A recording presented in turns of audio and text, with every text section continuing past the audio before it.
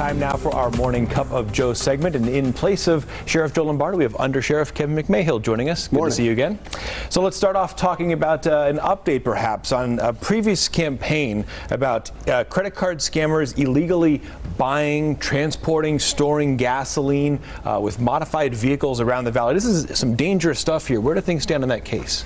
So that's a really interesting case. It's probably not necessarily a new crime, but the amount of fuel that they're putting into these vehicles and storing, and it's very dangerous, as you heard from the fire chief and a number of other folks in the past. We have ongoing active investigations. We've made a number of arrests. It crosses state lines, and so there's some details I obviously can't provide to you as we sit here today. I hate saying that to you, but the truth is we can't ruin an investigation to get to that. But I can tell you that one of the things, what we always look at in how it is that we eliminate these crooks' ability to continue to do what they do, and technology again is going to come into play with this, and in the sense that these chip readers that you use, you stick them into the machine. Most of the gas stations are replacing their card swipe with the chip reader, and that we hope will help us eliminate some of this card skimming and the theft of the diesel fuel and gasoline as well. The idea of buying all this gas and then trying to sell it on the black market, essentially, you mentioned it's not a new crime, certainly, but is it becoming more of a crime recently? Are you seeing more of it around the valley? It has increased in the valley recently, but I'll tell you it's a cyclical crime.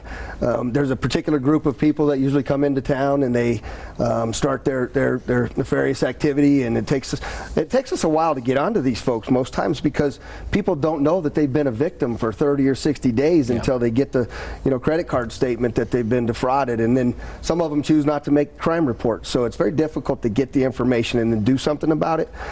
So just keep checking your credit statements, and if you've been a victim of that type of theft, make sure you report it to us.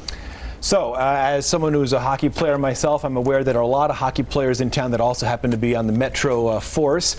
Metro has its own team, of course. There was a tournament in town not that long ago. Talk about the Metro hockey team and their work in the Valley. So this is another great story of the Golden Knights, right? I mean, our community was so fortunate to have them as a team to help us heal from 1 October and their magical first and second seasons. And, we've had a hockey team for a very long time.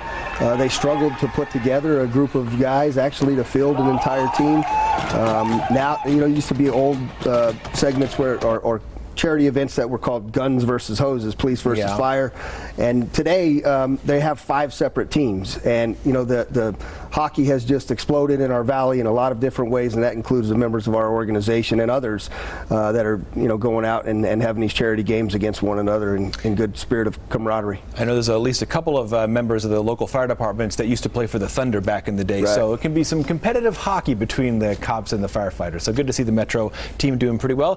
Undersheriff, thanks for joining us this morning. If you have a question for Metro Police or Sheriff Lombardo, you can submit it on our website, lasvegasnow.com. The link is on the right side of the page, and you can find out if your question is answered every Wednesday in the 6 o'clock hour.